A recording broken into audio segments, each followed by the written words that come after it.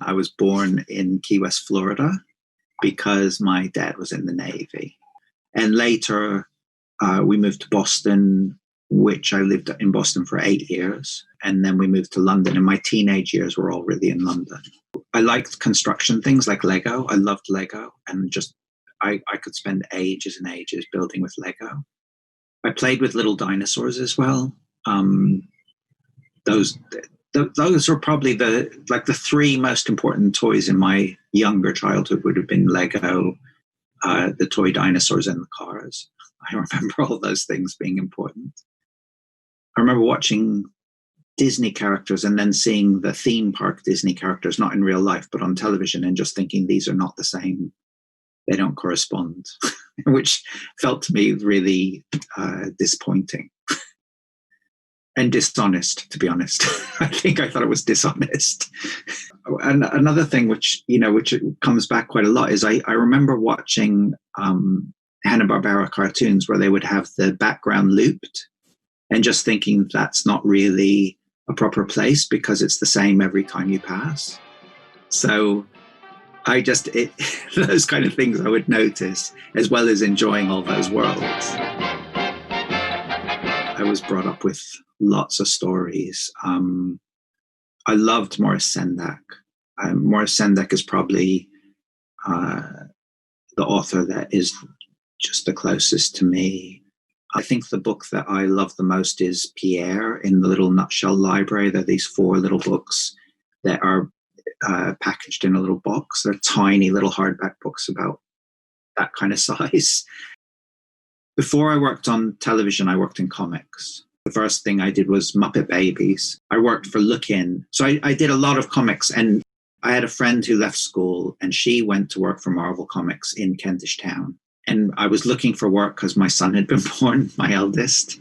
And my friend just said, you could write stories for us. That's something you could do. So one of the things it led into was Thomas. And when the first series of Thomas came out, Donald was around 3. And so he was watching them. And I was adapting all those into comics. And eventually then I ended up working on Thomas years later. I did relate to the original model railway version of the TV series as this is the best train set you could ever have. It looks so beautiful. You've got these fantastic world that's been created here, and you're following the stories like that. And I think the fact that it was a model railway rather than animated was a big part of the appeal for me, as well as the storytelling. For me, like a lot of memories came when I had children. Suddenly, I would realize that I had reacted to certain things in certain ways, so that I could remember tastes or sensations, or I can remember the feeling of a spoon running up my mouth when food has dribbled down.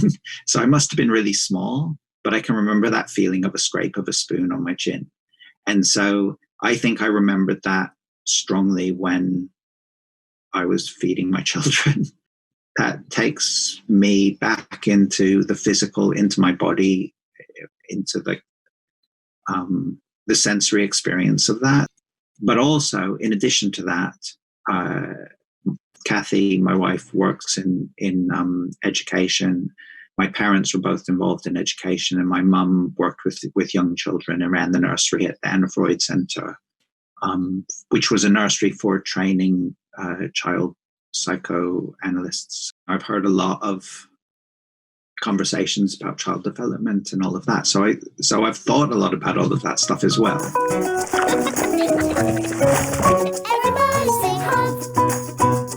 I created Humph, and Humph is a really important show for me. I became aware of referring to my own childhood, much more explicitly than in other shows, because I suppose I had the freedom to shape the show. And I also recognized that I was drawing very directly on impressions of my children as well, and sort of their sense of connecting with things. And there was an element of it that was explicitly about the difference between a preschool perspective and an adult perspective. And so there were simple things that have been done in a lot of different places, but that we were doing again, like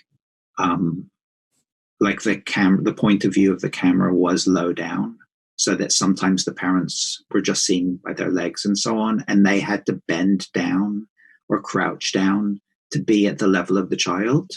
And so I think that difference between the ways of seeing things was a big part of what it was about. And that sometimes what the parents said was just blah, blah, blah, because it made no sense and it didn't connect to Hump's way of seeing the world. So he didn't take it in. It is like the parents are speaking a different language. And then at other times, he's picking up on stuff that the parents don't realize he's picking up on. These ways of seeing the world are still being formed, and that children are aware of a lot of things that you're not aware of, and parents are often completely unaware of what the child's doing. More recently, like Pablo is a show I feel really close to. It's about facilitating other people connecting to their own experiences and turning those into stories. That made me appreciate the value of working with others and bringing in other voices. A lot of people are misjudged by their outer behavior without recognizing that there are indications of their inner world that could be perceived.